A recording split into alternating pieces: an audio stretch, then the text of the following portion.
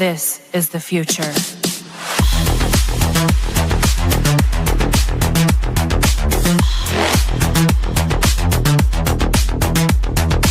Evolution.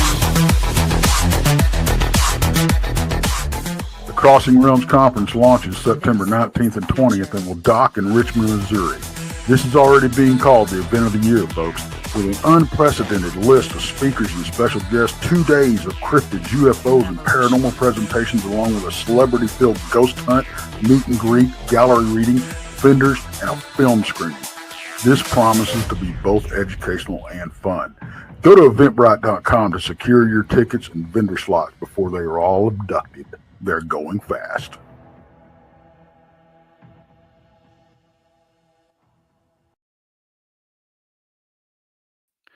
Well, hello, everybody. Welcome to Beyond BMR. Of course, I'm BMR, Bigfoot Mission Rob, and I've got the lovely Krista joining me as usual every Tuesday night, 9 o'clock in the East. You can find Krista on the Blondes and the Booze Paranormal podcast throughout the week, Thursdays and Fridays, and I believe on Wednesdays, Brandy does something, so go check them out. Turn on the alert bells so you don't miss a show. If it's your first time here, please subscribe to Bigfoot Mission Rob on YouTube. Of course, the Blondes and the Booze, Texas Front Porch, Monica Rollins, our Paranormal World, Donnie Cho Says Stuff, Paranormal Paul, Truth or Tinfoil, Josh Turner, Paranormal Roundtable. I don't think I left anybody off. If I did, I apologize. Turn on the alert bells. You know who we are. We're on 7 days a week, or so it seems. Thank you for that. Thanks for coming in. Don't forget, I want to thank everybody for buying my books. Of course, you can find them on Amazon. Bigfoot Mission Rob presents True Cryptid Encounters, books 1 and 2. Simply type Bigfoot Mission Rob in your Amazon browser. Leave a review for those that bought it. It does help promote book sales. You can find us on Spreaker, iHeartRadio, Google, Apple Podcasts, wherever podcasts are found. You can find us. The Super Chat's open as well. Great way to help support what we all do around here. Also, you can become a BMR pirate. Arr, mateys. Join today. Join the many. Join the few, depending on your point of view.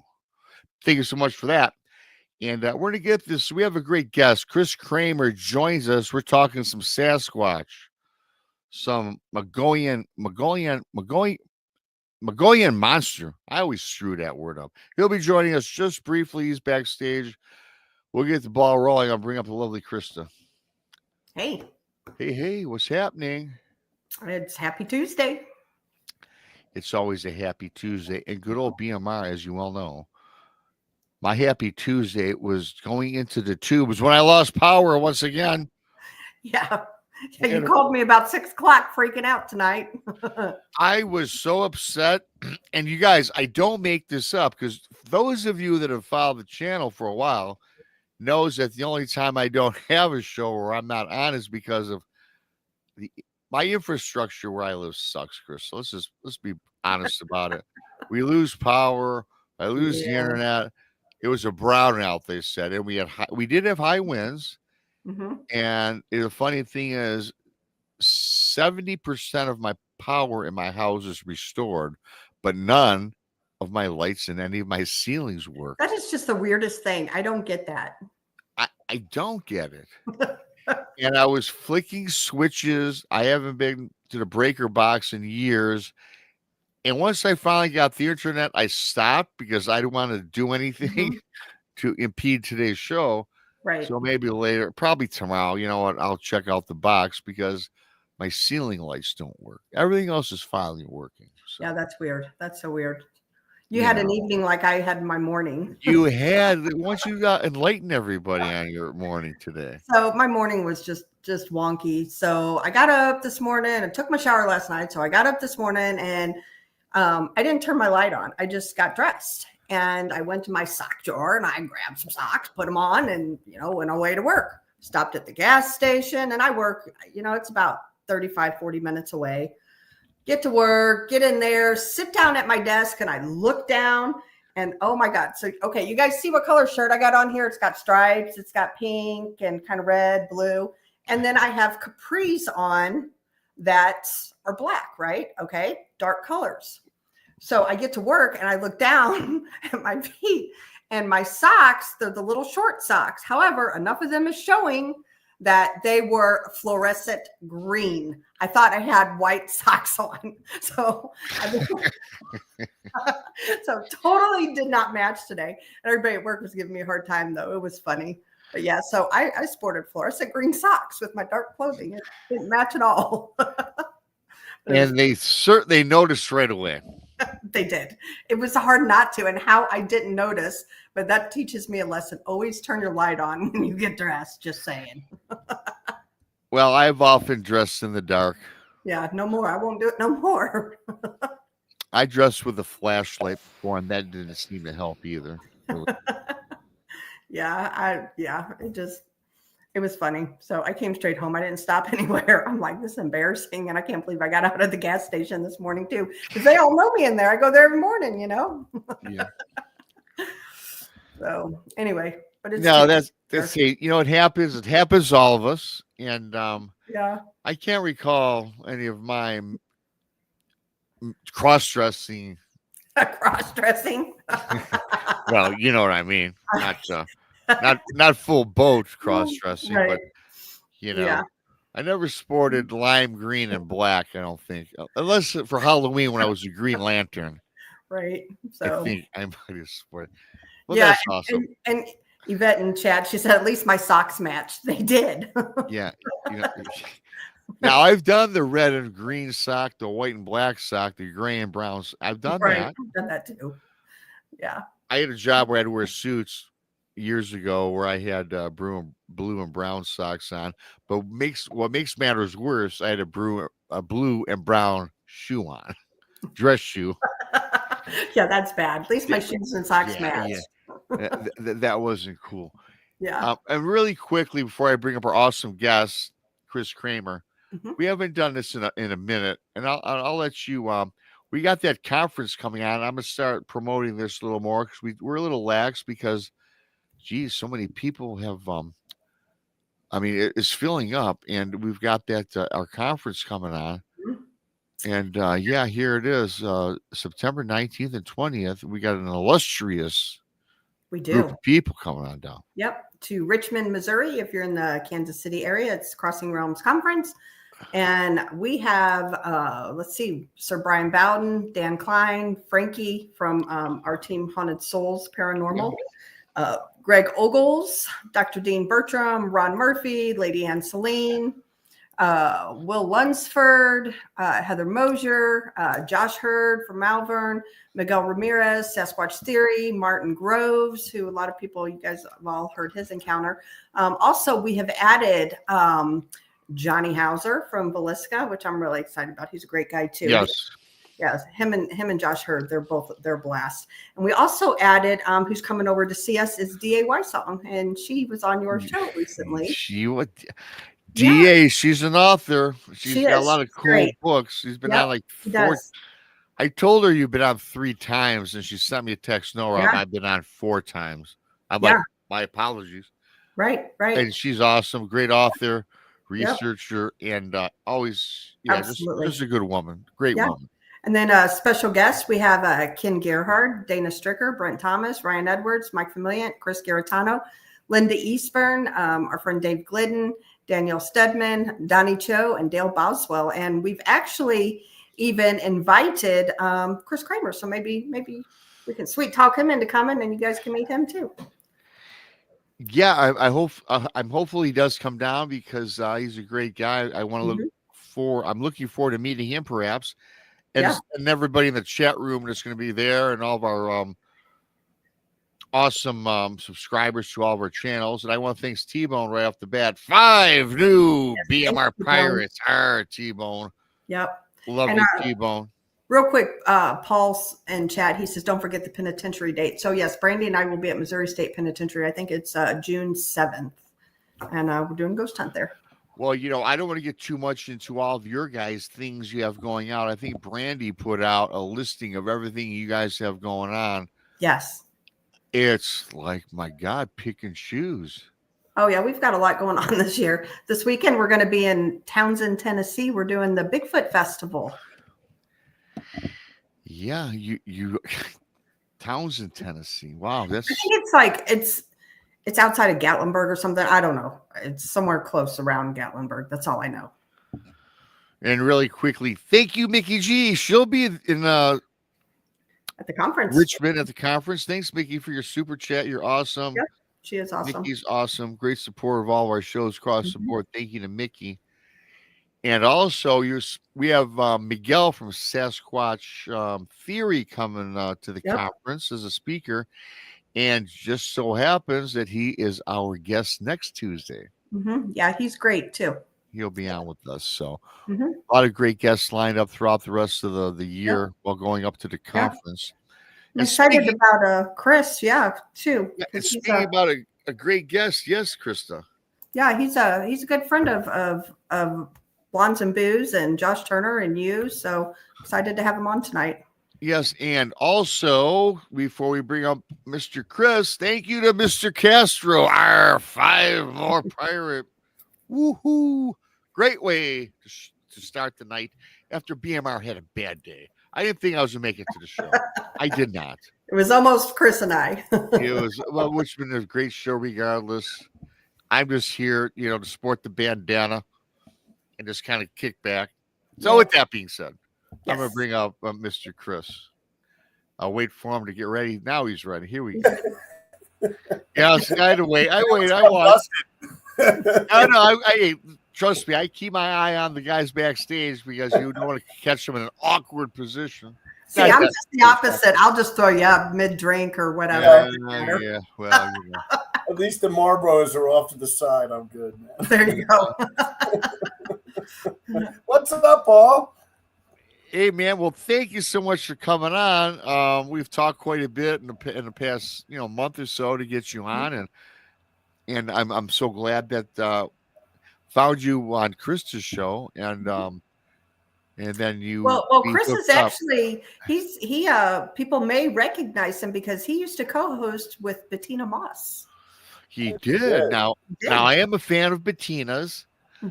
And I've watched a lot of her stuff, and she's awesome. I don't know that I've seen Chris on there, but hey, I can't see every show, so it had been a little bit ago, eh? Hey, Chris? Yeah, man. Bettina's been kind of taking a break and dealing with some real life stuff. Nothing bad, Right. I don't want to let the cat out of the bag, but there was there's a ring involved there. That's all I'm going to say. Not with me and her, obviously. Never.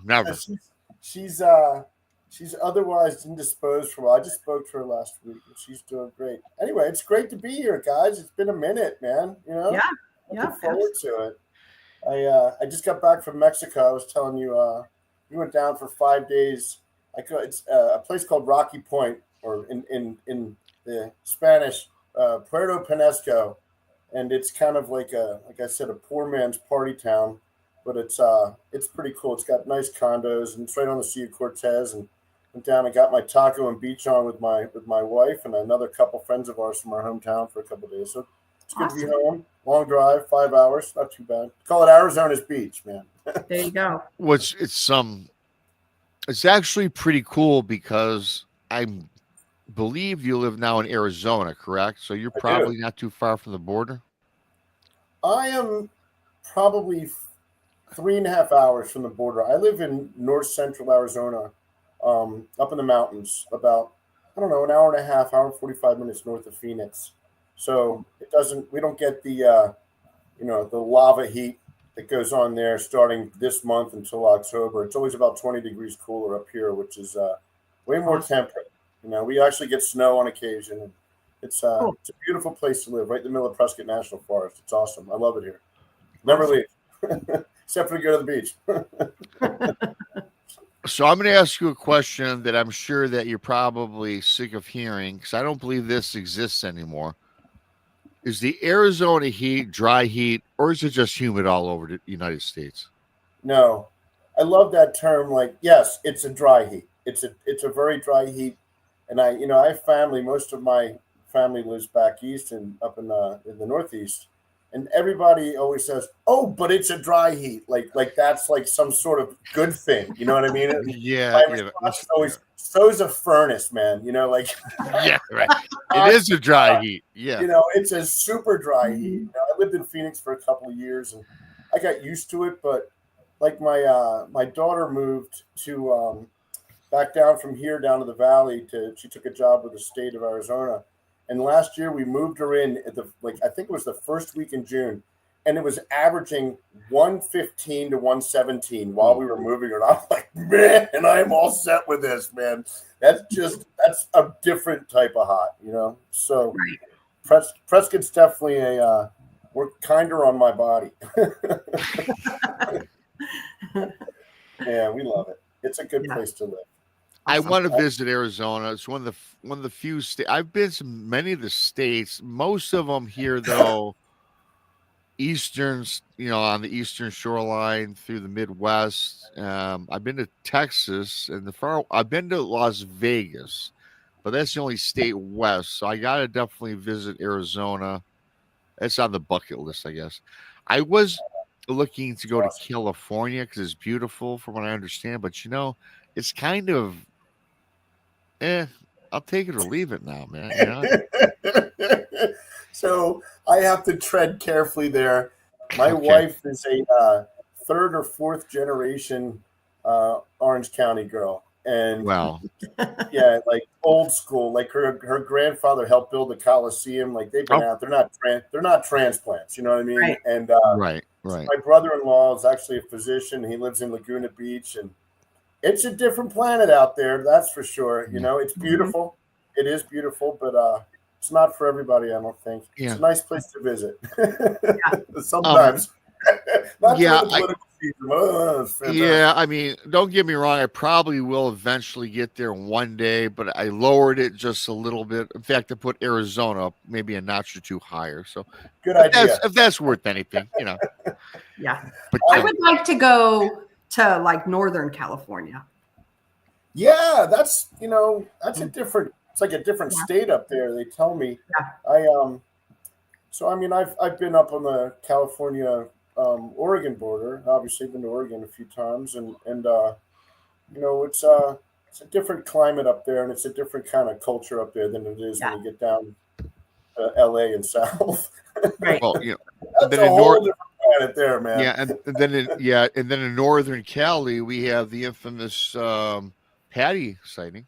So yeah, man, and that's where give credit where credit's due. That's for David Paulides, who probably wrote 3 of the best books on the phenomenon ever.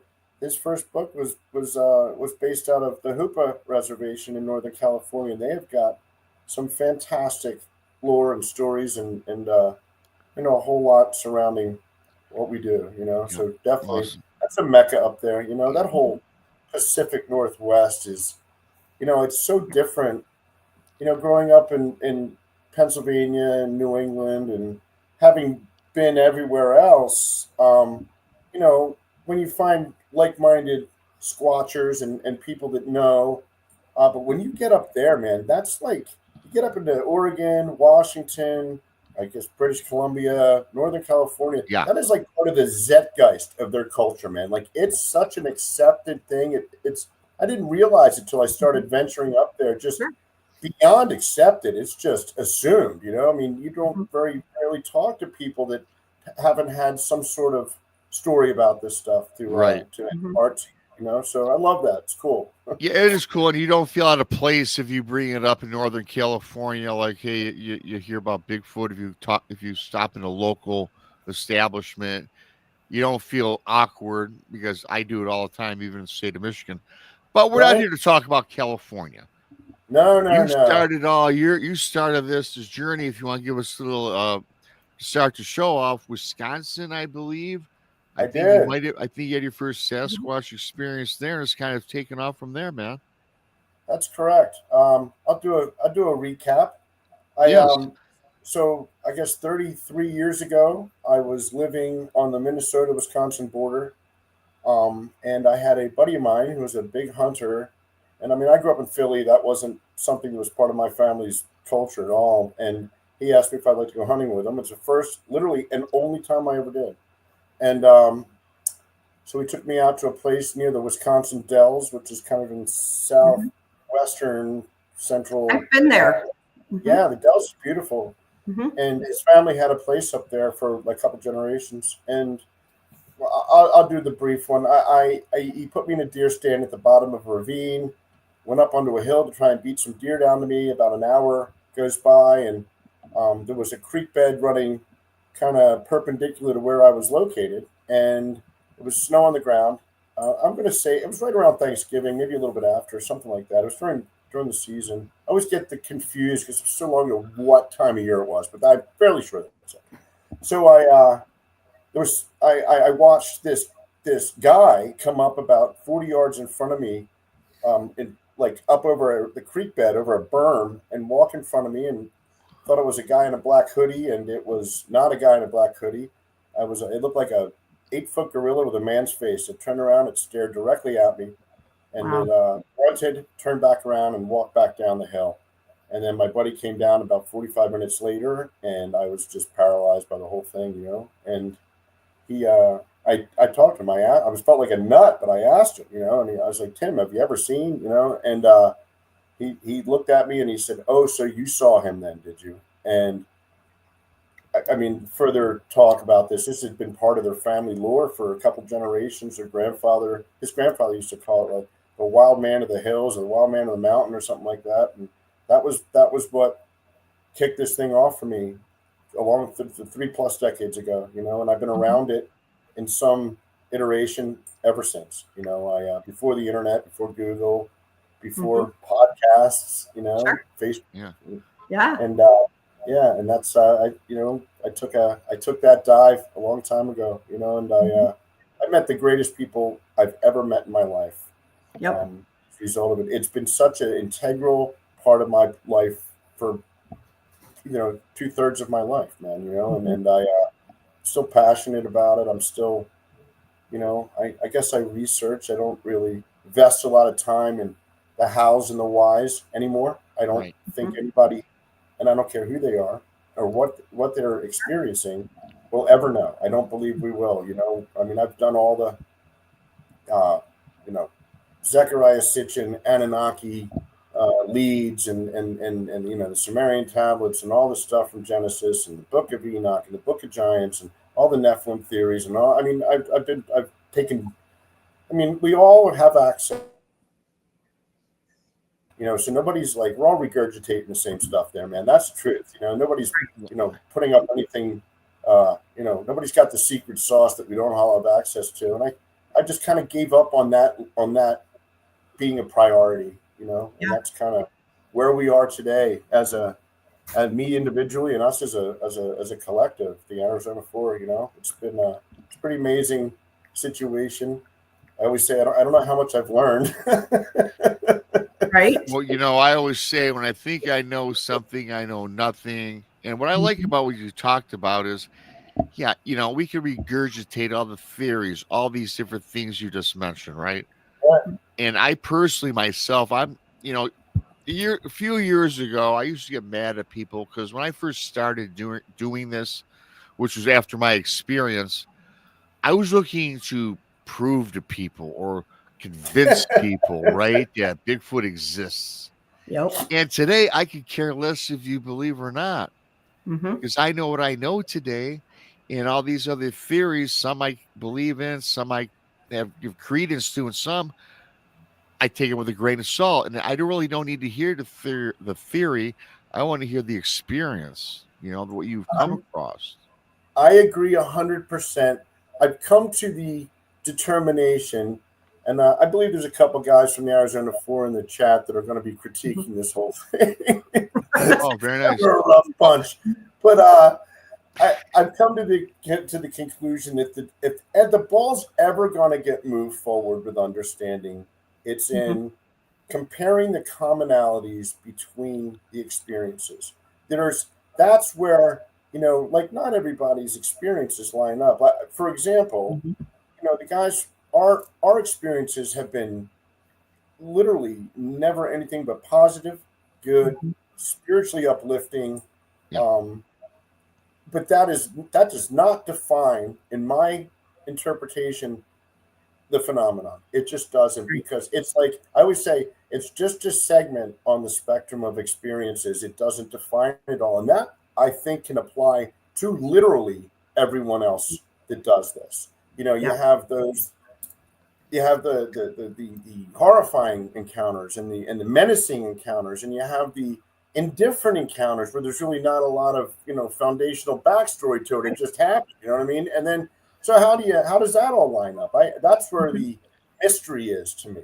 It's that we're not always all dealing with the same outcomes. You know what I mean? And I think, like I said, the commonality of, okay, maybe this wasn't a good thing, but this strange physical manifestation occurred along with that as well. Like looking for those kind of bullet points within the experiences themselves, which is why I think we finally determined that, we were not public for till this year. I mean, whatever we did individually, I've had the opportunity, thanks to Krista and JT and Bettina and Rob and Tom Frank. I've been connected with some of these people that have really successful platforms, and if I ever felt the need to get my voice out there, all I had to do was ask. You know what I mean? And I've been welcomed everywhere I've gone, which I'm grateful for. But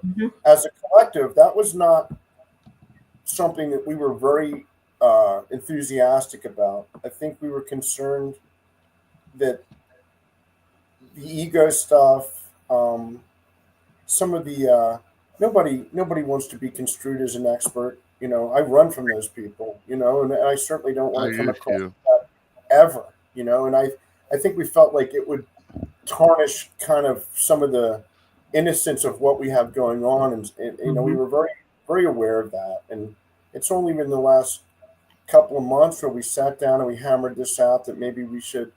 So I should say, like, 5 years ago, when Steve Ishdahl from How to Hunt first started his platform, and I was following him when he was just telling bear stories, like that popped me off guard, right? One of our guys wrote in one of our stories, and it got a lot of press, a lot of review with him. And so 3 of us have, on occasion, when something really unique happens, because I love those platforms, because that's literally all experiential, what he's putting out there. You know what I mean? And I felt like we could bring something to the table, but kind of anonymously, which is where the moniker the Arizona 4 actually started in the first place, And it was, from that, like, we got people kind of Sherlock Holmes us down. We've had a lot of interaction with people trying to see what we're all about and what we're doing, kind of decline that, not these days. Right. You've mentioned the Arizona 4. For people that do not know what the Arizona 4 is, what is the Arizona 4? There's been a couple different iterations of the Arizona 4 that was my involvement has been just about 5 years with them. So it kind of started, and I got to give credit where credit's due. One of the guys from the Arizona 4, a guy by the name of Kevin Keeney, who lives right below the Mogollon Rim in Strawberry, Arizona, a stunningly beautiful town. The Rim country's phenomenal. And Kevin, back in 2016, I think, he was already had encounters and experiences when he was younger, and he kind of got really into the topic, and he started going out and doing like a lot of people do that just get started. He started emulating what people that seem to have some success are doing, whether looking for structures or gifting or whatever that looks like, right? And Kevin started to have some absolutely phenomenal interaction, and he met up with a guy who's no longer with us that actually was the lead investigator for the BFRO in Arizona. And so those two kind of came together and started doing their own bit of research. And this was a BFRO guy that was not towing the company line, I might add. He was when I met him, he was an atheist aper. And over the fabulous combination. Right? Fabulous. That's, but unfortunately, and he just saw too much paranormal stuff and realized the spiritual element to this thing, and he came full circle. And through that, we collected a few more guys, and the four of us now are Kevin, myself, Robert Copeland, and a guy by the name of Wayne Dillon. All of them great outdoorsmen, huge outdoors enthusiasts, and big minds. All of them, all vets except for yours truly, and they all have a lot of cachet within their community, and they're stand-up people, and yet they're all as deep down the rabbit hole, maybe further than literally as a group anyone I've ever met. Wow. And that's kind of the abridged version of it. I've watched your videos that you put out with you guys. You guys, I mean, y'all look like you guys are a lot of fun and good researchers. So, yeah, and since Krista brings it up, tell everybody your YouTube link is also pinned in the show. What's your YouTube channel, right quick? We'll get that. The audience know. Yeah, the name of it is the Arizona 4 Sasquatch Experiencers. I mean, it's pretty cut and dry, right? Right. And I don't have the link handy because I'm. Well, I have the link already posted. I don't have it in the chat. The link is posted. If you go to this show, it's right there. Mm-hmm. Right on. If anybody in chat wants to look it up and drop it, that'd be cool. Yeah, we'd love for you guys to come check it out. Yeah. That would be awesome. It's not. So, for many reasons, and I've talked about this with you guys before, I think, but we're not. If you're looking for a dopamine hit and a lot of proof and photographs and trying to catch pictures of these guys or audio, things like that, we're probably not the platform for you. We don't do it. We've all, for many reasons, one of the main one is let's just be realistic. I mean, no video or picture literally ever changed a mind in this. Mm-hmm. The AI has driven the last nail into the coffin of authenticity. Agreed. And you know what? The only person that photography has value for, no matter how authentic it is the person who took it, and that doesn't, it's other than maybe the Patterson Gimlin footage, which is incredible. It's never changed a mind. And it's never, you're either open or you're not, and like you said earlier, Rob, the need to provide proof for somebody else, for me in this, that ship sailed a long time ago, man, and I don't see no value in it really anymore. We like to take a picture when they build something cool in the trees or something like that. That's something else. But the days of trying to, and I was good at it. I mean, I had a good run of some pretty cool, snapshots and pictures and video. I've got a lot of it, hard drive. I feel like at this point, we know that they don't like it. It's disrespectful. And we just don't do it. You know what I mean? And when we stopped doing it, the level of interaction that we started to get was just increased exponentially, man. So, but if you're looking for, a channel that, where you can compare your experiences, because that's what we're putting out, what happens to us and what we're doing, we're probably a great place for you. It's kind of like what we all do collectively with what I do, Krista and the rest. That's pretty much it. And again, 2018, I had my experience. 2019, 2020, I'm trying to convince and sell people because I'm a salesman.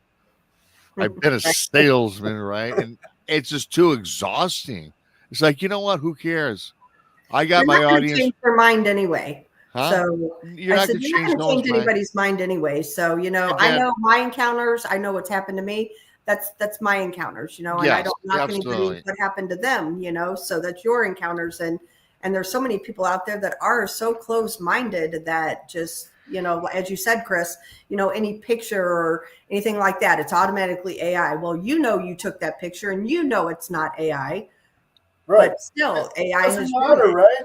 Yeah. But like when we get into these environments where either you are around fellow experiencers or researchers, people that know, people that want to know, that's a whole different ballgame, man. Yeah, that's who we're here for. Exactly. Our audience is this. They're believers, experiencers, or they want to know, they want information because they're intrigued, and that's what our platform is all about.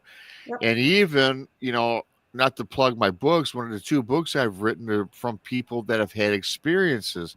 And even if you read the back of my books, they say, these experiences come from some are terrifying, some of them are spiritual, some of them are quite frankly horrific. At the same time, is the bottom line is this: are we not alone in the forest? And for me, when I came up with that little term, we're not alone in the forest, and that's all my whole objective. Yep. Because there's more than just wolves, bears, coyotes, squirrels, and everything else. You know what I mean? There's a lot going on out there, Rob, and not all of it's these guys either. There is a lot of stuff happening simultaneously. That's been our experience. We've been pretty lucky that we haven't had like I said, I've never had a negative experience. I've had incredible experiences, as have the rest of the guys from the Arizona 4. Just amazing, I mean, feel good.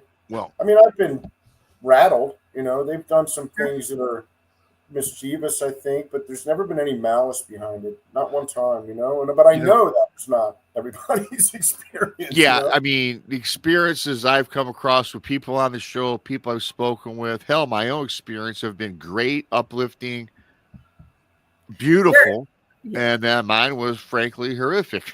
Yeah, I know your story. I mean, that's just literally horrific, And in 2018 and 2019, I wanted to go in the forest and eliminate Bigfoot or whatever it is that I said in 2018, because I still don't know, quite frankly, what it was. Today, I think it was a Bigfoot. I thought it was a demon way back when I knew nothing about this subject matter. Then, of course, the girl passed away, man, when we got hit with that sonic blast of whatever you call it today. So I thought I was just not, it wasn't the happy, it's not the friendly forest giant in my eyes. Right. Now today I've changed my tune. I'm not anti, no, I think there's a great experiences. People communicate with these things. People have good relationships. We can even go that far. And some people have been like, hey, and I got to tell you, just because they throw rocks at you or just because they shake your tent or yell and scream at you, mean they're trying to intimidate you, perhaps, to get out of their area. Maybe there's something going on. That's an argument, not an argument. Like I said, we don't all agree amongst the 4 of us that about everything that's going on. We agree on the experience is, but like laying that backstory, one of us believes that literally every negative encounter is a matter of perception. You know what I mean? Absolutely. Which is kind of what you're talking about. I don't know that to be true, and I make very clear to him that I there's like I've been around investigating these stories in this lore, from a native perspective, from a experiential perspective, and I've just heard enough malicious stuff to not say, well, that's just because I didn't know better and therefore it was bad and I'm scared. I do believe that there's aspects of this that are not good. You hear about the cannibal stories up in North Texas or some of the, even amongst the Navajo where I live, there's not a consensus there. There's not, there's those, the Navajo that will tell you stay away from them. They're not good. Don't interact with them. And there's others that believe that they're, a higher vibe, spiritual, part human or part flesh and blood being that are good and spiritually good, and they don't all agree with that, and that goes for the Apaches have a different, more positive mindset about it. And that's the 2 main, the Hopis and the Pimas in this area. They're both kind of Navajo-ish, but I mean, that's the general consensus in the Southwest, you know what I mean? And there is no consensus. Right. So I don't know. I think it's a crapshoot, quite frankly. I think that a crapshoot and confusing because there are some First Nations folks that they are the protector of the forest. There's others that consider them to be something else. Right. Yeah. Perhaps even perhaps fringing on nefarious. We just don't know. And then again, what do you see in the forest? It's not always Bigfoot. Yeah. It's all I've seen. I know that when I was trying to take pictures, and I always felt I had a knack for that. Sure. that I would occasionally catch something that wasn't Sasquatch. You know what I mean? And some dimensional thing, maybe some canine-looking, dog-manish thing, but I never tried to interact with any of that. I wasn't enough on my plate. You know, I teased Krista and Brandy, you know, when they're out ghost hunting. I'm all set with that, man. You know, that's not, you know, that bleeds into another aspect of the supernatural that I'm uncomfortable with. You know. Oh man, yeah. Ever since I met those two, I mean, I've had the Bigfoot encounter and a couple cryptid-ish type encounters, but my life's been mostly paranormal. Right. And when I met those two, it makes me just cringe sometimes. Yeah, they go into some spots that I don't think I'd have any fun going in. You know, some of these. Now, you know, I will go gladly, but you know, I'm just maybes. That's funny. Hey, so let me ask you, man. So you've been out doing your thing. Is there any stories you'd like to share coming on the trail or in the research where you came across something where you're like, wow, this is worth telling people? Because of course here we all like a good story. Right. You know, I feel like I'd be retreading a few things, but I don't never told anything on your show before. I mean, No, don't worry about the retread, man. Okay, I mean, obviously, I mean the you know the pinnacle of my Sasquatch career was the healing on my hand. You know, and that's a phenomenal story that I'll break down for you if you like. Yeah. Yeah, please. Okay. So, in 2021, in July of 21, I was involved in an industrial accident where I work. And I got my hand stuck in a chemical agitator. It's this huge tank with an auger that spins through it and mixes a heavy torque. And I crushed, mangled, and amputated my right hand at the wrist. And so I was, here it is now. It's missing a finger. It's a little deformed, but I mean, it's functional, you know. And so I was hospitalized for about 3 months and went through 20 plus 22 surgeries, and they kind of Frankenstein my hand back onto my wrist. It had damaged my forearm and my shoulder significantly as well. So I had gotten out of the hospital, and my whole upper right extremity at this point was rated 100% fully disabled. It was an absolute game changer in my life, you know. And so I'm out, and for a couple of weeks, and so Kevin Keeney, he's my close friend and one of the Arizona Four, asked me to go out with them guys. And, you know, I'm kind of hesitant because I'm, you know, I can't really even pull my pants up at this stage. And I'm still in a significant degree of pain. And you know, I'm probably about as low as I've ever been, kind of spiritually, emotionally, physically, like just the lowest point of my life, you know. And, you know, and I'm a recovering addict. And for 2.5 months, I had to be put on these heavy opiates again, which is, you know, for a guy in recovery, that's like a mind F, you know what I mean? Like I did not, I'm detoxing off of that on top of everything else, you know, but I agree. I said, sure, Kev. Kev's like, Chris, just come out, man. We'll put up a 10-man tent. We'll throw a couple of cops in there, and me and the guys, we'll do everything. And you just got to come hang out, you know? And, so I went, and, you know, Kev drives me up, and we're not up on the Mogollon Rim for this. We have a place that we like to go to in the spring and the fall, and it's not in Rim country. It's in the Sierra Anches, just north of the Roosevelt Lake, and really cool place. A place called Crazy Town. It's a nickname we have for it. That a guy that passed away was kind of one of the early days Sasquatch research YouTubers named Mitch Waite. And he used to call this place the Hot Zone. One of our guys knew him, and this guy kind of bequeathed his locations to us before he passed away. He had a lot of cool stuff. He had a YouTube channel that's still active called the Mogollon Monster, and he was an interesting guy. So it's a little backstory on where we went, you know. So we head up there, and it's really cold at night, and we're out, and there's really not much going on activity wise. Maybe a couple twinkle lights, this kind of light thing that seems to happen when they're around, but nothing of serious, you know, dire, going on. So I go to bed, probably around 10, and I rack out on the cot, and it's nice and warm. We get the buddy heater going, and I'm out, And a couple hours later, Kevin's in the cot next to me, snoozing away, and I get awakened. And I describe this as, do you know what a TENS unit is? Mm-hmm. Yeah. Right. It's an electrical apparatus that they use to stimulate muscle growth and bone repair. Like it's got diodes stick on your body.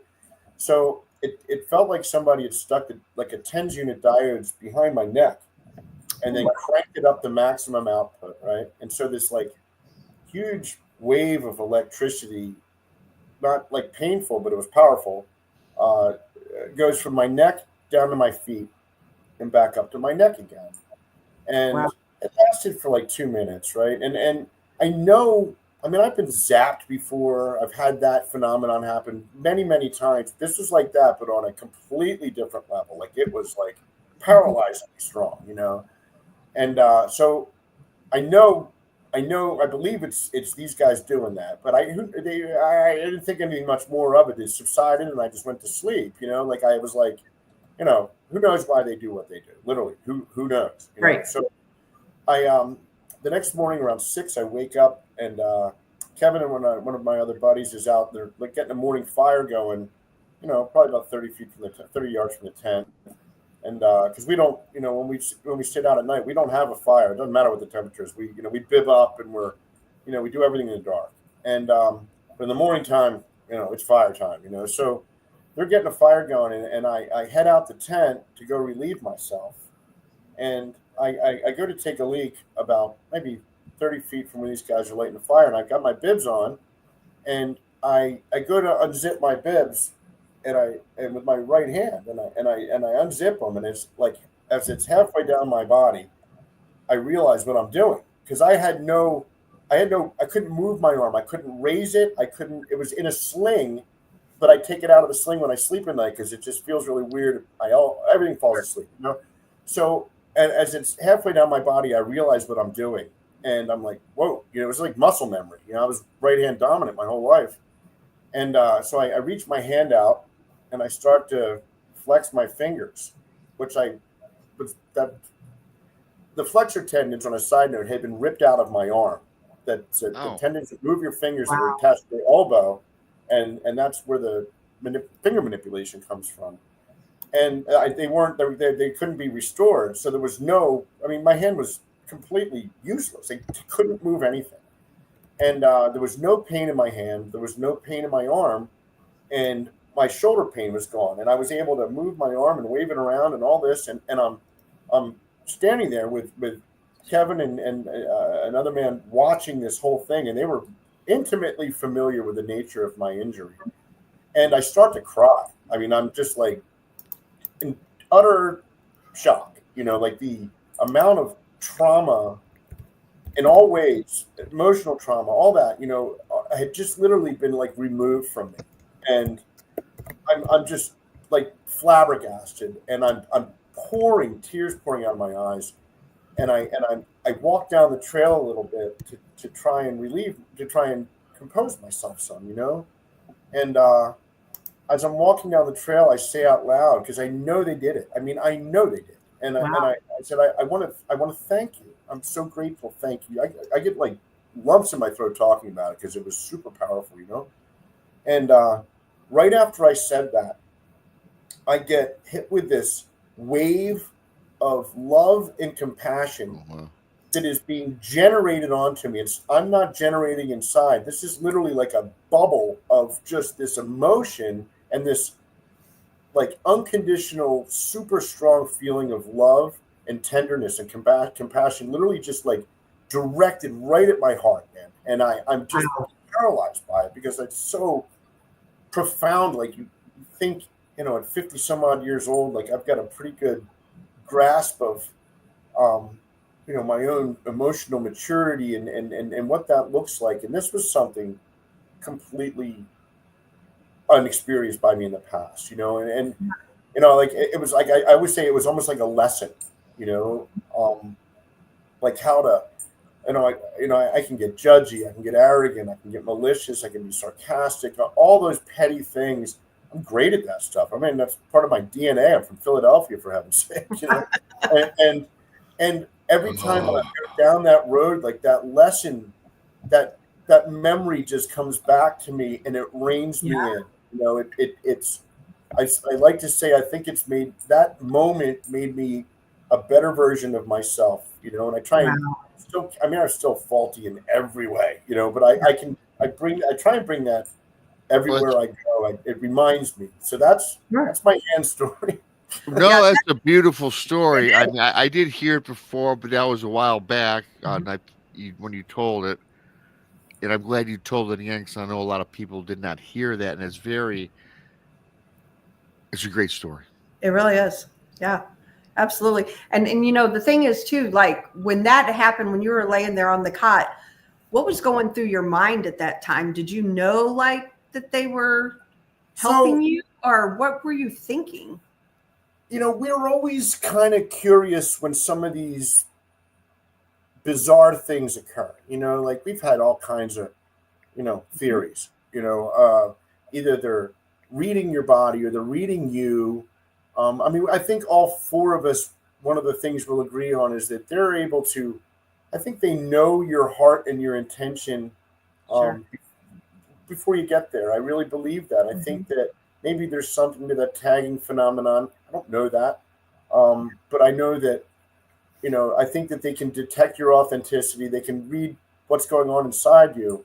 And I thought that was what was going on. I've had that happen, but like I said, not anywhere near that intensely before. And I think it caught me off guard, but I've been around this for a long time and I've had this type of phenomenon happen. So I wasn't like super taken aback by it. I don't think the idea that they were healing me crossed my mind. You know what I mean? That wasn't something that wasn't even in my brain, going up there like that. That wasn't something I wasn't looking for that. I wasn't, it wasn't like, wasn't in my head, so I don't know really what. I think I was just glad it ended and I was able to go back to sleep, That's kind of what I was thinking. I was as shocked as anybody was at the end result of it. I believe that at night was what created the recovery of my hand, so absolutely. I mean, that's just like a miracle in itself, really. It is. It's miraculous, Yeah, especially you had talked about being at a low point, and like it's almost like they knew that too, and helped to bring you out. It was a relief in all ways, and amongst the four of us, Kevin Keeney, who is a Iraqi war veteran, was blown up off of a tank, and tell him here the story. So he's had a litany of physical difficulties since that point. He's still tough son of a bitch and pretty mobile and active. But he's had some pain relief occur during one of those zapping things. So it's not like there wasn't precedent for it, but it wasn't something that, like I said, we weren't even on my mind, and so it's like I said, that it's not something that was completely unique to me. The level of it was unique, it was, I won't say my right hand's obviously not perfect, but I have a degree of functionality that is unexplainable and medically shouldn't be there. So, it is what it is. Yeah. I think it's a miracle for sure. Kind of definitely a spiritual encounter, right? Absolutely. Without a doubt it was. We've had, so this is always going to throw up some red flags for some people in this, but who we are interacting with, there is a Christian vibe about it. You hear about, Scott Carpenter used to talk in a completely opposite direction, that they believed in the Creator, but they wouldn't acknowledge who Christ was, right? And trust me, he also believed they were the Nephilim. Exactly, and I didn't want to go down that road, but yeah, obviously. Well, I'm just throwing that in. Right. And so without a doubt, I mean, Kevin, who is also an ordained minister, he's my tattooed, beer guzzling, Sasquatching minister. But, yeah, he's had some, communication, and we've been gifted braided crosses, and they anytime. So one thing we've learned is that when we're out doing our thing, what we talk about either repels them or draws them in. That's the truth. We're four guys. I mean, if we're talking about sex and chicks and violence, and we're probably not going to get a lot of activity like that. Right. No. If we're talking, a lot of times, we'll go into scripture and just, always in a research mode, looking at all that stuff. But if we're going into talking about spirituality, whatever that looks like, talking about some Christian faith-based orthodoxy ideas or whatever, we become their entertainment. Like they'll show up for that, and they'll interact, and they'll let us know that they're there. So there's definitely with who we're interacting with, a spiritual Christian vibe about what they resonate with, and that does not, again, define the Sasquatch phenomenon at all. But I do know others that have had that experience and continue to. So it's not unique to us either, It's not, and it's a segment of all this phenomenon, as I love when you use that word, because to me, cryptids in general, Sasquatch, Dogman, Mothman, it's a phenomenon. And what you hit on is a small portion of it. Because I learned this from Krista, Brandy, about intent. And I kind of knew this. Well, that's with the paranormal, but the same thing with the cryptids, because when you go into the forest, Chris, and you want to hunt Bigfoot, you want to shoot Bigfoot, you want to make $1 million. Right. They sense your intentions before you get out of the car. Absolutely. We've said that for years, I mean, it's a simple formula. What we bring in there is what gets reflected back at us, like you don't have to be some perfect human to go in there and have positive encounters. You just need to be authentic. But like, I'll give you a great example. If you're some like aper looking to I'm going out and finding Bigfoot, for example. You're never going to find Bigfoot, man. Never finding Bigfoot, absolutely. Yeah, I'm sorry. Right? If you're in there looking to find the malicious, hurtful, ferocious, evil Sasquatch, you're going to have that reflected back at you, perhaps. If you're going in there with a faulty human, authentic, wishing to be good and learn and just be symbiotic with these guys, that's what we've had reflected back at us, man. And so I really believe what you said, Rob. I believe that. I really believe. I don't know it, but I really believe it. Yeah. Go ahead. Go ahead, Chris. Go ahead. Well, to what I've kind of gathered, to like, do you guys go to the same location where the Bigfoots there know you and they're familiar with you? There's a whole lot more to that, man. So we have most of our primary spots are within a 30-mile radius of each other on the Mogollon Rim. And we've got 3 or 4 that as a collective, and even before my involvement, we've researched, investigated, and spent an inordinate amount of time at. And as a result, we have had a level of telepathic communication, physical communication, and interaction that, sometimes when these things come out of my mouth, I have to look at it like, objectively from 30,000 feet and say, that sounds insane.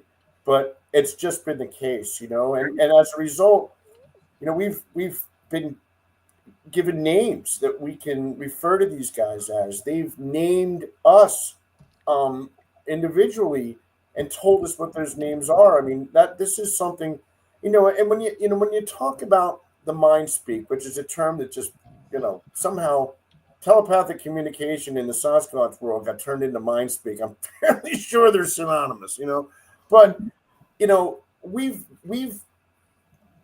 put that to the litmus test. We've had times where the four of us have received the exact same message, and we'll do a 3 count and say, "What'd you hear?" And we'll repeat the exact same thing. And this has happened more times than I can count. Some of us seem to be more receptive or get it a little bit more frequently than others, but it's legitimately real. And when it happens, it's that changes the game a little bit, because I remember the first time it happened to me, like it took me a year to process that. Like, okay, am I now schizophrenic, or did literally that just happen to me? And I like to think I'm a rational guy and fairly sane, and that's exactly what happens, So yeah, I get it. I couldn't agree with you more. Like, when Brandy and I started doing this, the Bigfoot thing, man, it was just some kind of animal that we haven't found yet in the woods. That's all that was in our minds until we started going out and like, man, how, wow, what is that? And seeing these orbs and just seeing all this different phenomena. And, here about a month or so ago, Brandy and I went with Will Lunsford and Stephen Hill to their area down around Fouke, Arkansas. And the activity that we were getting was insane. However, they are there all the time. These Bigfoot know them, and we were surrounded, like, it was like, holy cow, and 5 years ago, I would have called myself like, there's no way, that's ever going to happen, but now here I am, like, I've converted 120 encounters like yours and Rob's, and there's nothing flesh and blood about that. No, before I moved to Arizona, I'd had 2 sightings in my life. The one in Wisconsin, and another one in a nature preserve in New England. I'd had gifts taken.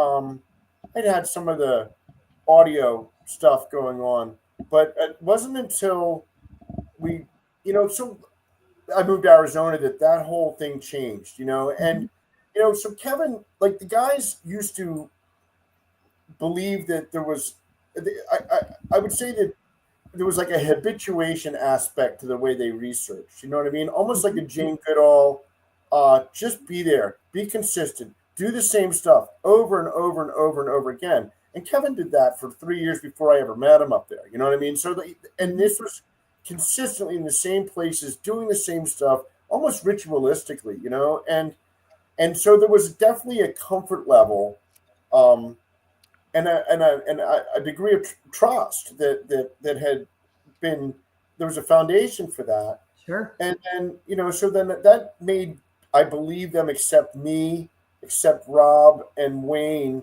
a little bit easier than, we didn't have to start from ground zero, you know what I mean? And we did the same things, you know what I mean? And that was kind of how I believe that grew. And then putting the tech down and putting the cameras down, that was like, that changed a lot. That changed a lot of the way we were interacted with. I didn't get spoken to really until we'd put the video cameras down and we put all that stuff down, and then it just kind of changed. It started to grow from there, man.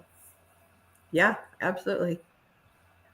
Yeah, it's just it's really incredible, like how far I feel like even I've become in my beliefs, and just and as you said earlier, meeting some of the best friends, I mean, honestly, best people. And I mean, Kevin officiated my wedding, man, Yeah, awesome. with all the Arizona foreign attendants in the middle of Prescott National Forest. And we had, this is going to sound nuts, this is a story I've never told publicly.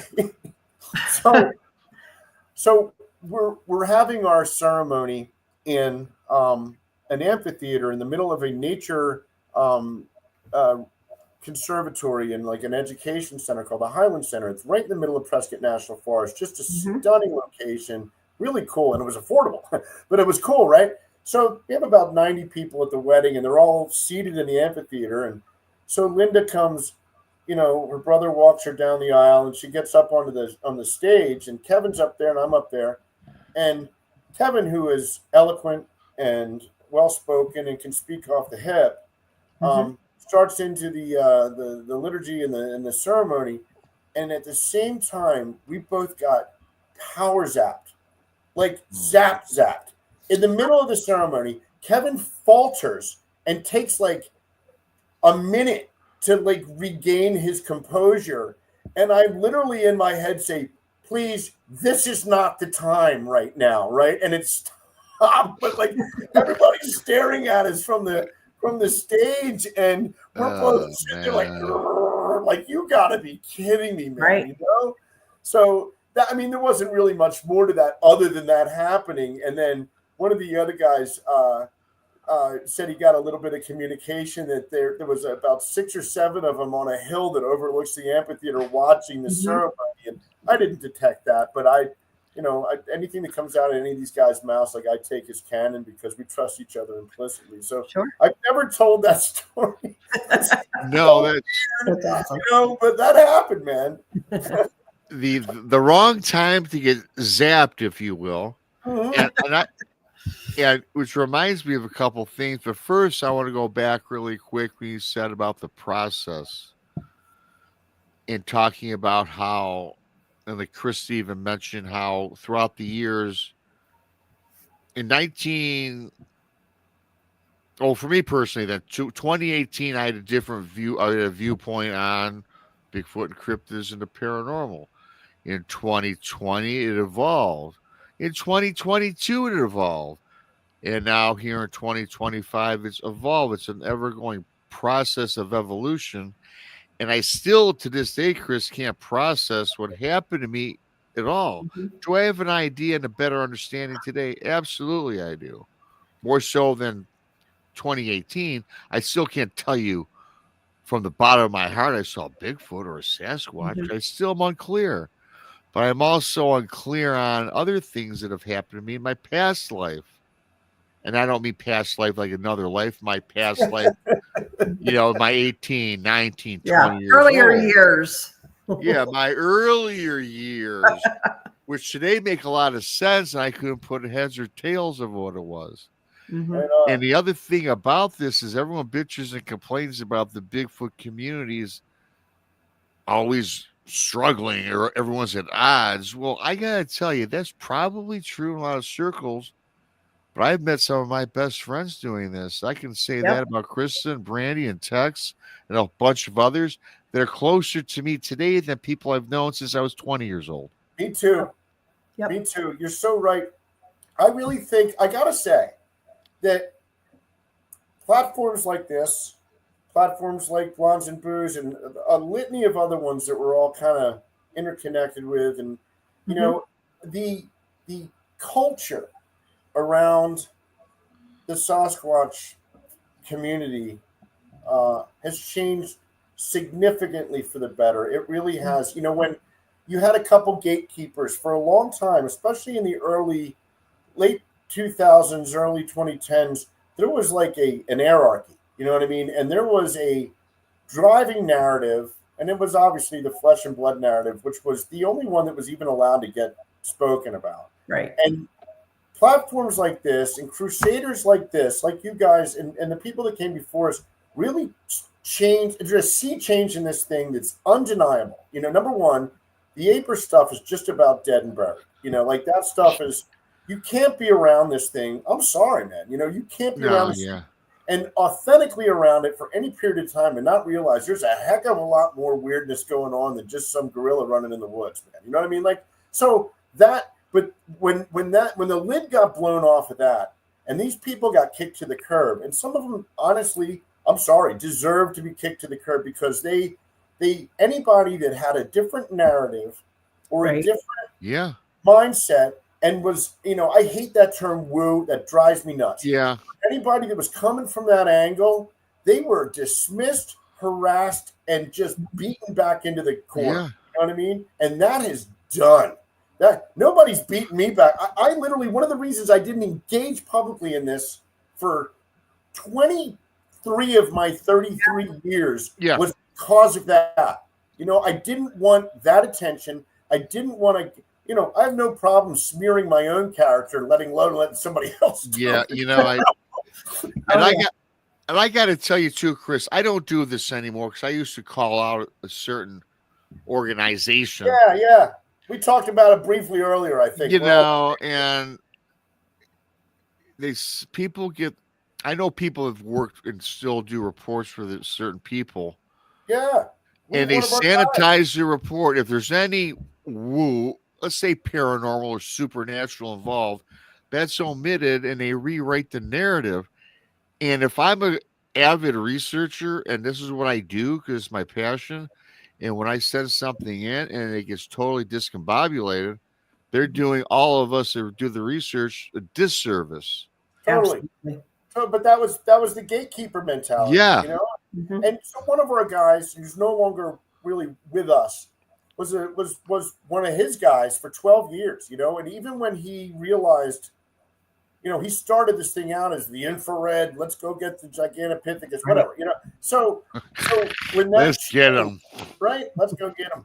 So when that changed, the only reason he stayed with them was for the stories, and he had access to the back files in the unedited versions of what was going on, you know. And I gotta tell you, I have no problem dropping that name here. I won't, out of respect for you, but the mere fact that that person is now speaking about orbs and some of this other stuff, that makes me nauseous. Like literally, all I can think of is that you are in such a desperate attempt for relevancy now because this narrative has kicked you to the curb. Right. And I wish I was a moneymaker.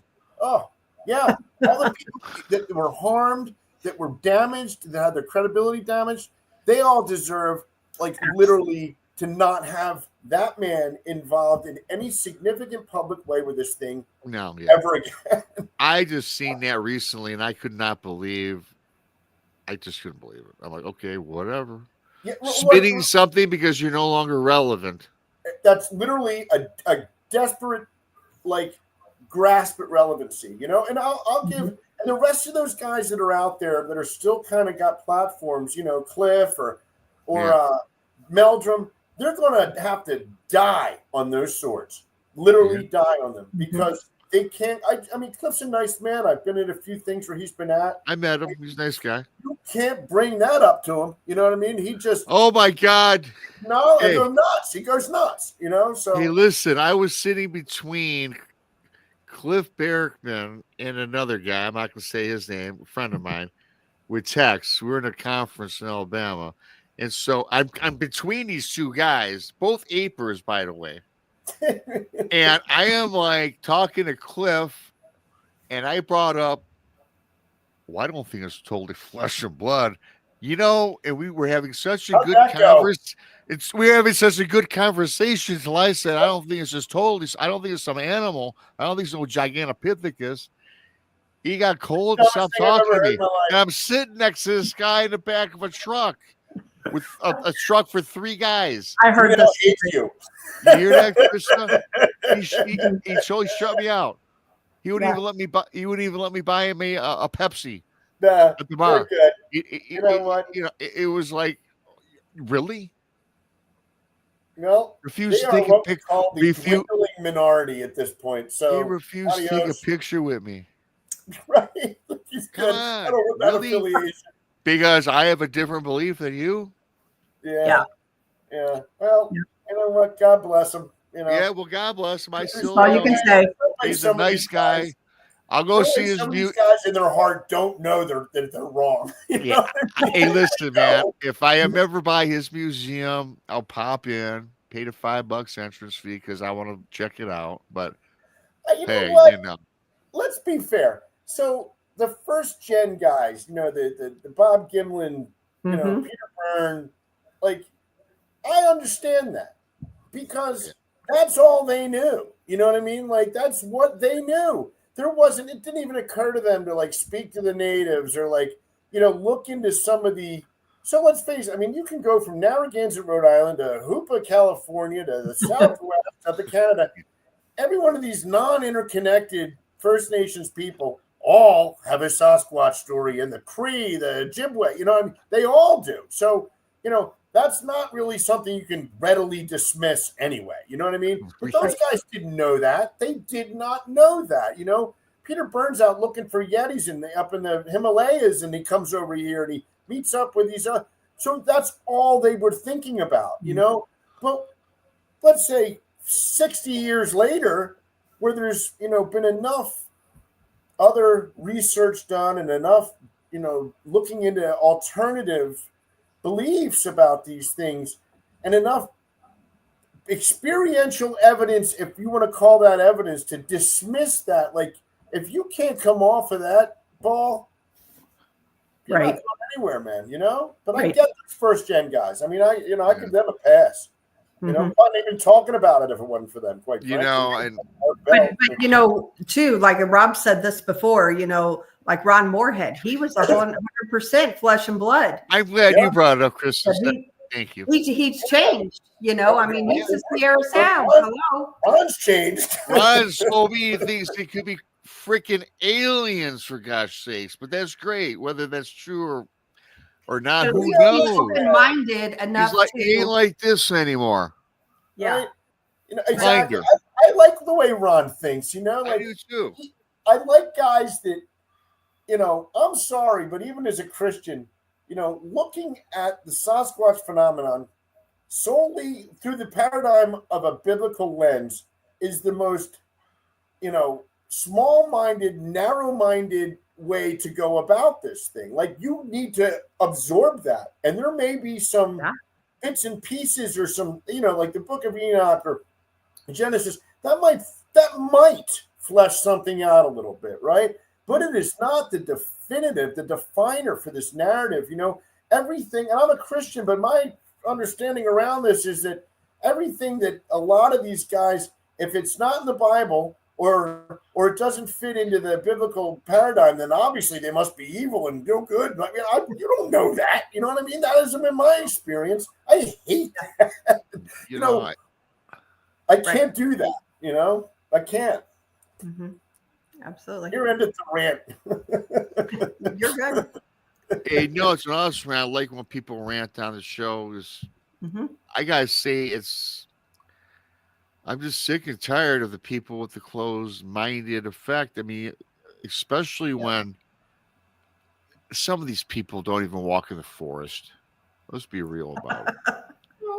The internet hides a lot of sins, man. You got the armchair researcher, and you got the people that just physically can't go do it, but they're very interested, and some of them have great minds. Like, I give that a pass. But if you're not out there, I don't know that you have to go out to do the deal. You know what I mean? Right. Like, I mean, not everybody's an outdoorsman, but there's something to be said for being neck deep in it, and being out there and witnessing it and seeing. That's kind of what the Arizona 4 channel's trying to do is like, okay, man, listen to this weird, and we've had weird things happen every year that have never happened before. You know what I mean? Like stuff like, wow, that's a new one, So that's where I hope that we can hear somebody else that has the same thing, or maybe somebody hears us and, oh my goodness, yeah, I thought I was the only one, Hey, listen, I got you, and I've said this many times before. I'm not a cryptid researcher. More of an enthusiast. I present the data. I have guests on. They're knowledgeable. I talk to many people in the field. I don't go out and spend a lot of time like a lot of these researchers do, which I totally respect, right? Right on. Whether the weekend warrior or the people that set up camp for 2, 3, 4 weeks and do their thing, awesome, high praise. But there's something behind just being a person just types something on a keyboard and puts nothing into it, just because what the hearsay, right? Well, that's the regurgitation aspect. You know what I mean? Like, we've all done it, though. We've all done it. We've all done it. We all do it. I can remember a time where I used to think Scott Carpenter had hit the nail on the head, man. You know what I mean? I really did. I mean, all that Genesis stuff, when you match it up to the Sasquatch phenomenon, a lot of that just made sense, right? Like, that makes sense. Well, if they're half angelic being and half human, they have some abilities that we don't have, and they can live longer, whatever that looks like, and that check boxes, right? But that has not been the nature of our experience, that something that was not of God and inherently evil, that's been quite the opposite of what we found. So I had to dismiss that. It's not what we've seen, at all. But again, there's that regurgitation. I looked at newer guys in this thing, like there's some kid, but Harley Owens, great example. Nice guy, right? Yes. He's literally noob, and right. So we stopped doing the backward camera Scott Carpenter deal, and that's how all of us learn. I don't care. I didn't start looking at structures until I saw somebody else showing them to me. I didn't used to gift. We didn't do that till we heard about it. Well, let's try this. You know what I mean? Like that's the journey. Copycatting, you know what I mean? Right? Learning as you go. Right, and then you dismiss what doesn't suit you anymore. Maybe you find something else that nobody else was thought of. And there's a time where I used to consider myself a researcher, and then I felt like the term researcher started to get like this negative connotation. Like people were mock, oh, there's a Sasquatch researcher. You know what I mean? And seriously. So I'd be like, I don't want to be affiliated with that word anymore. You know what I mean? And then experiencer just felt like a better jacket to put on. But experience, the jacket. Yeah, I mean, it's just a kinder way to say researcher, but don't call me that. Right? Or witness. Yeah, I'm a Bigfoot witness. I'm gladly I'll call myself a Bigfoot witness, paranormal witness. Right. Exactly. And listen, I do my own type of research my way. I get out in the woods and stuff. But I just, for the people, I just give homage to those who've been doing it for a long time. So I don't feel like I should say that. Like my buddy Duke is in the chat room. He's been a researcher for decades upon decades. The guy goes out, boots on the ground type guy, which, by the way, I kind of don't like the boots on the ground term anymore either. That's been a lot of people bandy that about, like, oh, I'm boots on the ground. Oh, really? So you walk to the wood line? On the ground. What are you digging a foxhole? Yeah, right. So we all go about what we can. The situation I have, I can't allow myself a lot of time to do it, but I'm still, I have the people, the good people that I can talk to, and people like yourself that come on the show.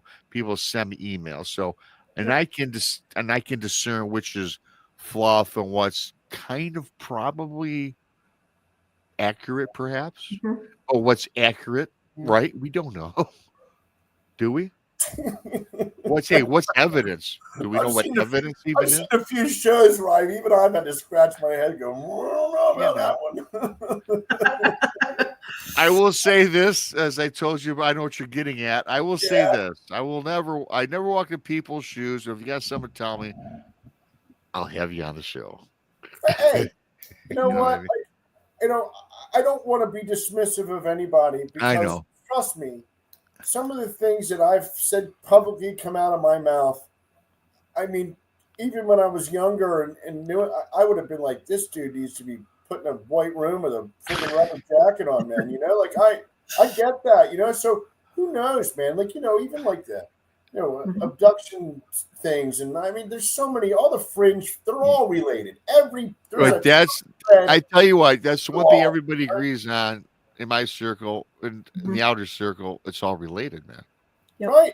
Oh, absolutely it is. Like there's between some of the occult, ufology, the cryptid stuff, a lot of the spiritual things. I mean, there's absolutely, that's where I think what we're doing, right, is trying to connect the threads, and I don't think we're ever going to do it. I really don't. I don't think there's a defined narrative that's ever going to define this whole thing. And I think anybody, like, I'm dismissive of literally anybody that speaks in assurity and definitives in all of this, because I just think once your mind goes down that road, you're done. When the message has got to go through you, when you're the the Bigfoot Messiah, that's tune out time for me. Yeah, I'm the expert.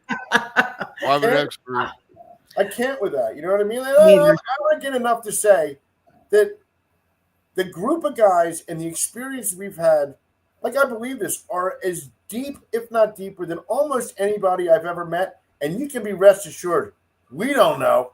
We have no idea. We guess at stuff. Podcasts are for theories. I mean, the reality of this thing is I'm not going to say, and so therefore this is why they do this, and this is what it.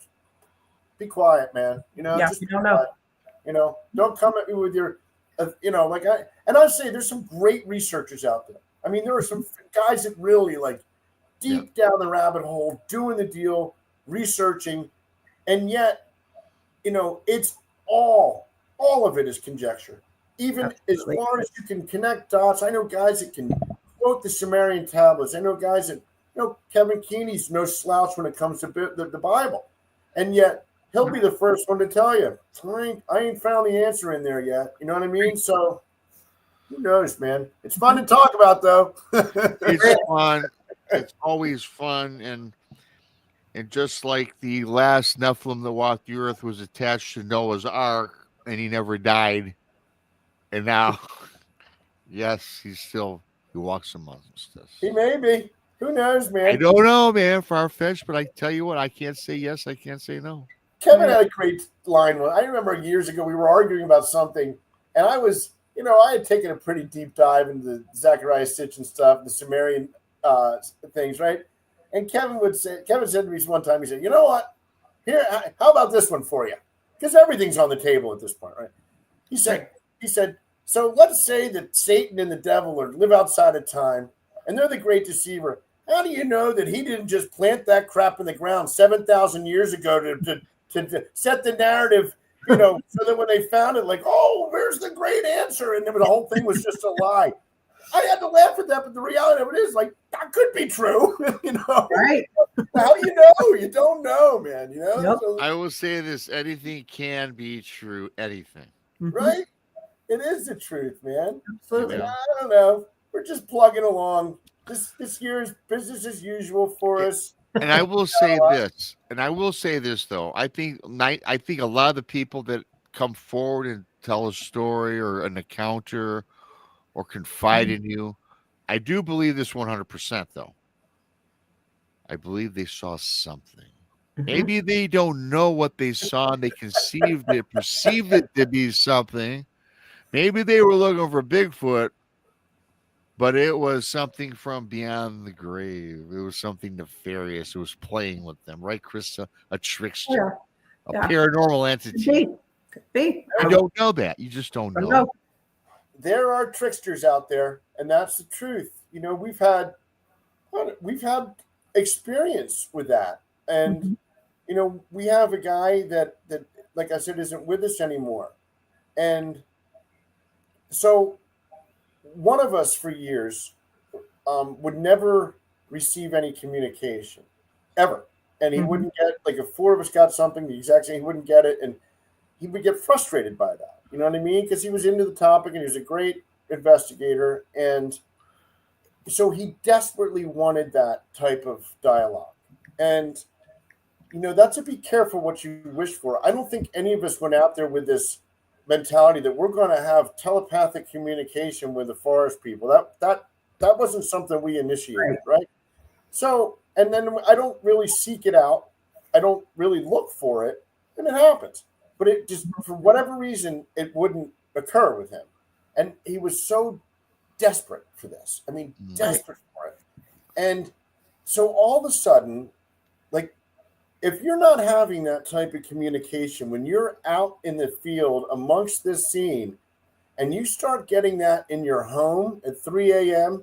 or in freakishly long conversations. Like, I've never had one of these things say something more than 9 words in a row to me, max. You know what I mean? Like, and it's never been like this, back and forth, like we're sitting around having a beer at the friggin' bar. You know what I mean? Hey, really quick. So you've had some communication then with these creatures? I have. I've got a great communication story. Yeah, let's hear it. I told it with Krista one time, I think. But I'll tell it again. Krista doesn't tell me everything. No. This one's whack.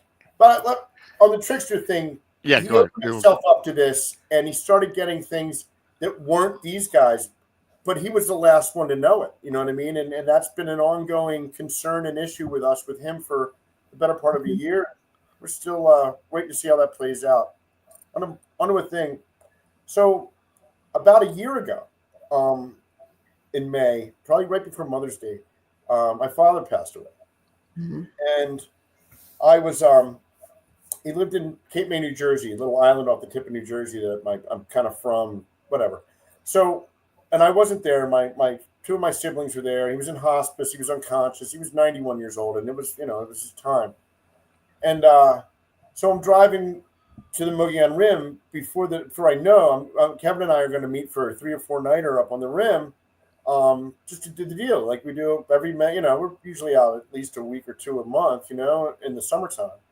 And so my brother calls me and tells me that my dad had just passed away. And so I pull over to the side of the road and call my wife. I call my kids, and I let them know that my dad died. My grandfather died. We got to start making arrangements to head back east and deal with all that. And so I pull off, and I'm like, I don't even know what I'm supposed to do right now. Like I'm in the middle of pumpkin nuts nowhere, Arizona, and I gotta, I'm not gonna be. I don't need to be back east for another week at least. And so I decided to continue on. I'm like, you know what? I'm already here. I'm probably about 25 miles away from where I'm going.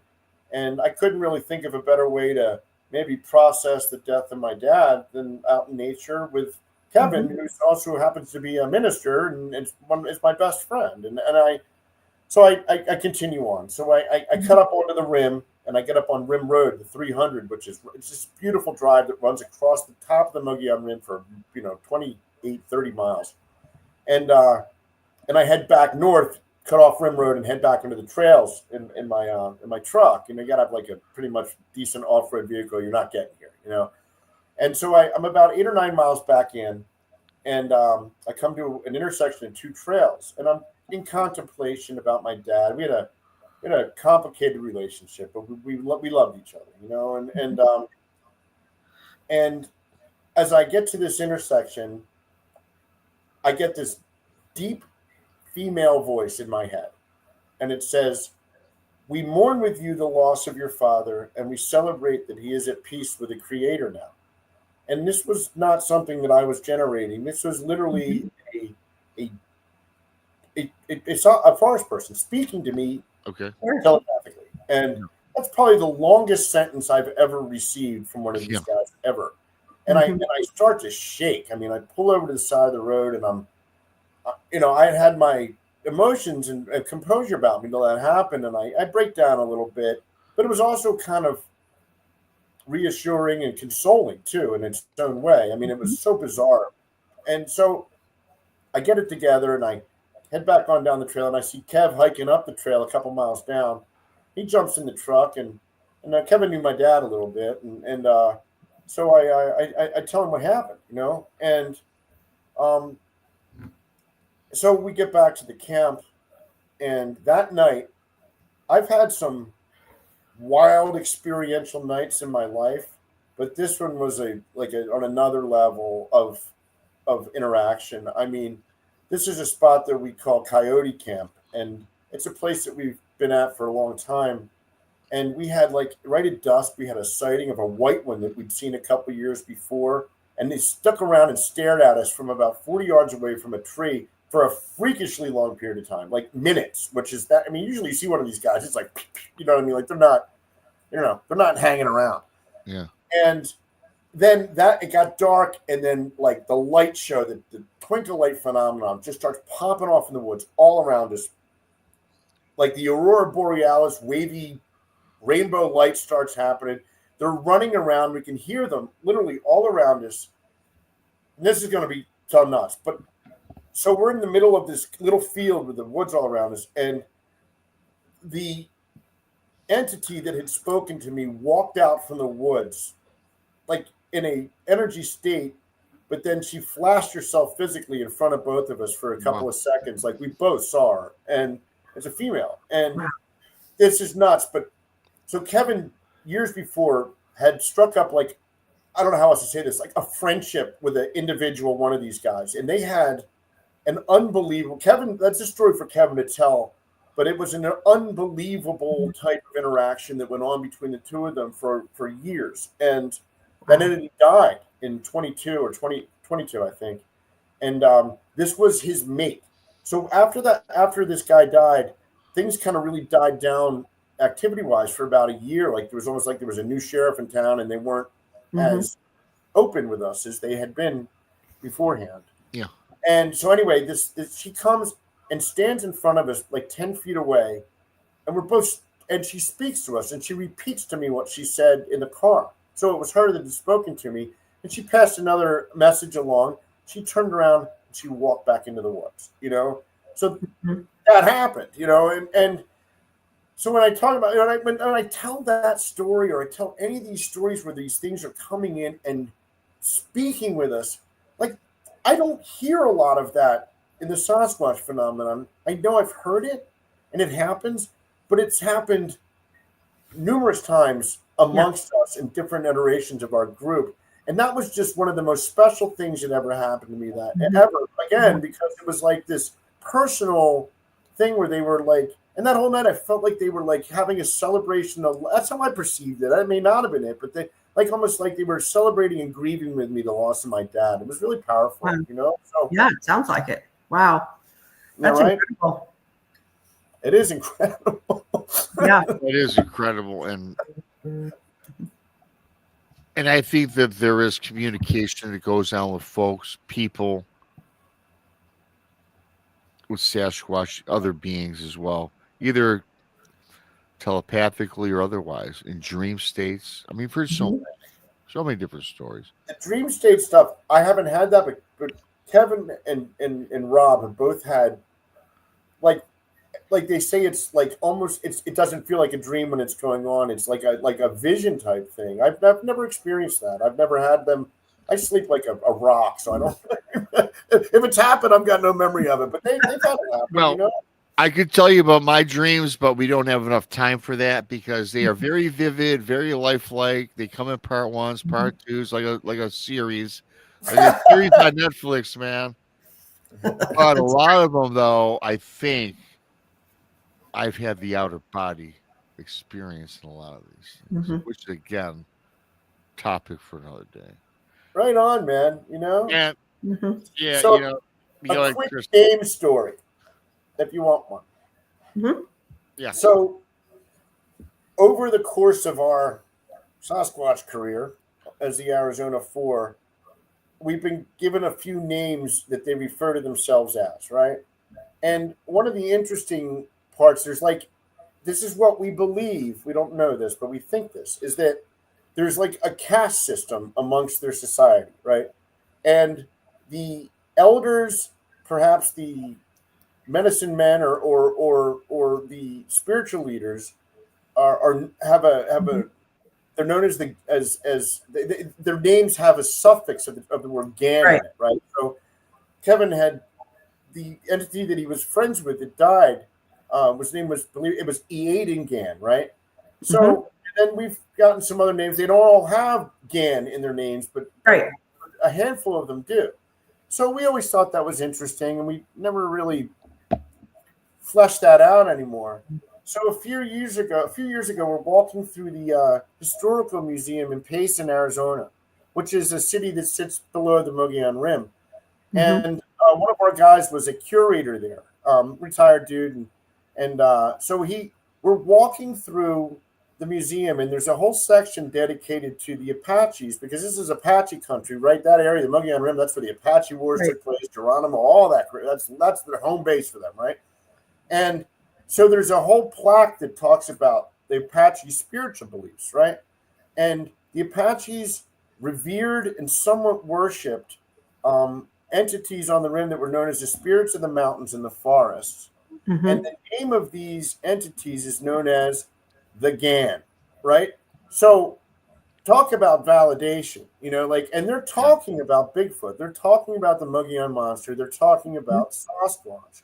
And that's what literally the description of what they're saying is, So to have these entities tell us these names that have the suffix of the word Gan in them, we don't refer to them all as the Gan, but it's definitely terminology that was validated in Apache belief system. Like, you can Google the term Gan and it'll give you a full sheet on what the Apache beliefs on them are. They're talking about Bigfoot, man. That's literally what it is. So that was a cool name story I thought you might like, Rob. That's awesome. I love it. It's awesome. You've been a fantastic guest, and really quick, I want to thank T-Bone and Mr. Castro. 10 new pirates tonight. And also to Mickey G for awesome super chat. Thank you, Mickey. Absolutely. I was looking forward to this show really for a while. when I saw you on the Blondes and the Booze Paranormal podcast. Subscribe to them if not already. And then we got in touch, and how the hell do I get on your show, Rob? I'm like, well, you just Facebooked me, so yeah. And I try to get so many different people on. I'm so glad that we got in touch and you were able to come on the show, because I think you're fantastic, man. It's been a fantastic show, man. Chris is a good guy. He and I chat every now and then, and we bash our haters, don't we? Our trolls. We pay them no mind. But it's all the Nephilim, Chris. Oh, I can't stand those guys, man. The Nephilim, that is. They don't seem like very cool people. Everybody else is fine, man. Yeah, the Nephilim, I'm so grateful. Thank you. I've come full circle, Krista. You think about it, like, for me to say, how about put me out there to promote a YouTube channel? Those are words that even a year ago would have never come out of my mouth, man. Yes. Yeah, and you do, so and grateful to have you guys have me on, man. Your YouTube channel is posted in this video link description. It's been posted throughout the show. Yeah, and actually, we have Chris coming on. He's co-hosting with Brandy and I. And yeah, we have Ashley. I'm running the circuit, man. Oh yeah, you're running the circuit. I'm on the circuit. Yeah. One of your buddies that's been in the chat room, Chris. I don't know who he is. Arizona. Yeah, he goes by Arizona. Kevin Keeney. He goes, I want to come on the show, so you got to get him in touch with me. Well, actually, with all the four of you, you got to mix them up between me and Krista. So we'll rotate you guys all in and out and share the love. Kevin's a good interview, man. Kevin's unique, and he can speak. And Kevin's got, if you want stories, like legitimate, authentic. Oh, yeah, definitely. Kevin is the man. Is that the guy that goes by Arizona? He says, I got stories. Sasquatch? Yeah. He goes, I got stories. I said, get your ass on. I sent him I talked to him in chat. I don't know if he got it, but yeah. I want to talk to him. That's it. That's enough. We're not going to bring his name up anymore. His ego's already overinflated. I can't give him another stroke tonight. Kev, go to bed, will you? It's past your bedtime. So, hey, Chris, where else can we find you? I put out your link for your show several times. It's in the description.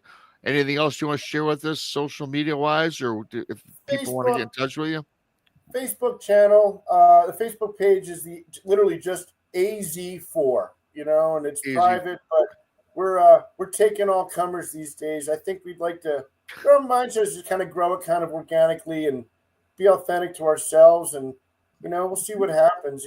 But it's a new setup for us, and we're it's kind of fun. I'm so glad that I have you guys and have others that have really successful platforms that are willing to put this moron on occasion. I appreciate it. You're welcome on Blondes and Booze anytime. You know that. Yeah, you're welcome with me anytime, my friend. And I got to ask you this, and I should have asked you this a lot earlier because I don't know that we want to go in detail on this, but I do have to ask. Arizona, I think desert, I think dry, I think cactus trees. I don't think forest. Where the hell does Bigfoot go, man? The Mogollon monster, underground dweller? There are the largest ponderosa pine deciduous forest in the world is in Arizona. Wow. It's huge. The Mogollon Rim, north central Arizona, out to Pine Top and Show Low and the White Mountains. It's mountainous and cold, and when I figured out that the best place to live in Arizona was not in the sweltering heat of Phoenix and Tucson, but up in elevation. And that's where the action is. It really is. Although the desert stories of Bigfoot, go to the Navajo Res. There's no trees up there. Ain't nothing up there, But yet they have, and I got stories about them. I've spent some time up there, Chinle, all those spots. Like, that's an incredible spot. Okay. Side note, I believe that anywhere there are petroglyphs in the Southwest, there's activity. I believe that. Okay. And I don't know why that is, but I really believe that there's a connection between both of those things, and that's something that I'm deep into the petroglyph and the native stuff. And that's something I've kind of come to the conclusion that wherever there's petroglyphs, there's guys are around or something's around there. Right. Well, Well, we've left a lot on the table for future shows between me and, of course, the Blondes and Krista. So we'll keep that for future dates. Right I want on, to thank man. you so much for coming on, man. And I hope to see you. I hope to see you in Missouri, brother.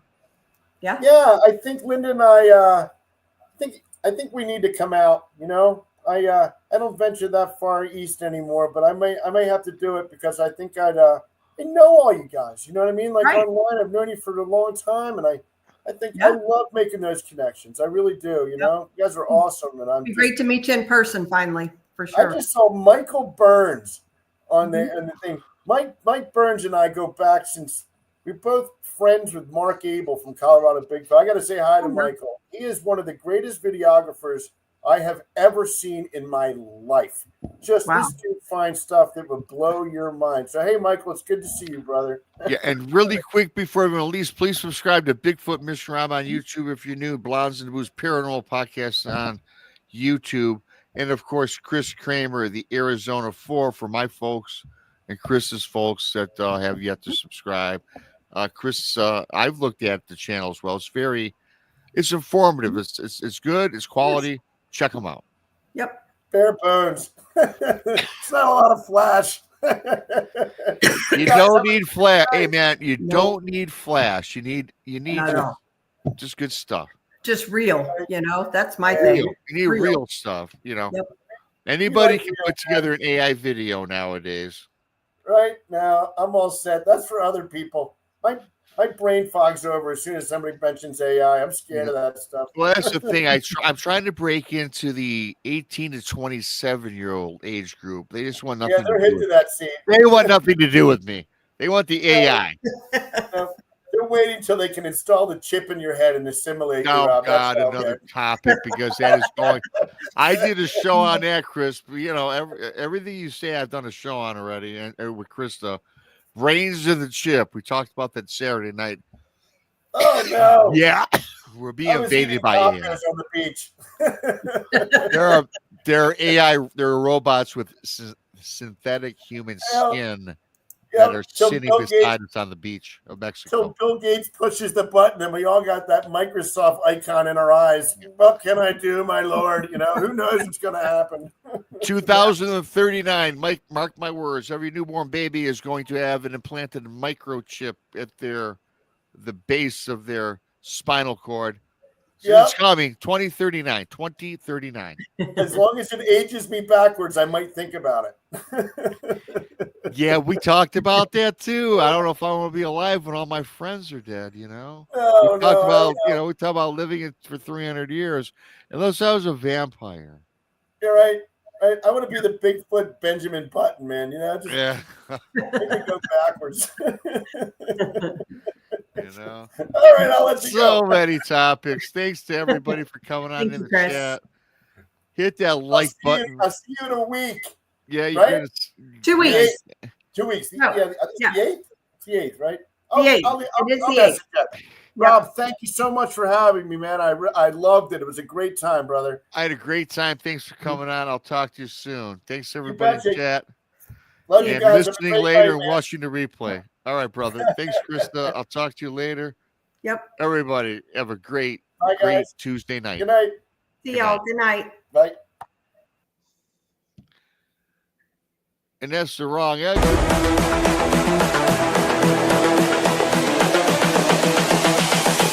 This is the future.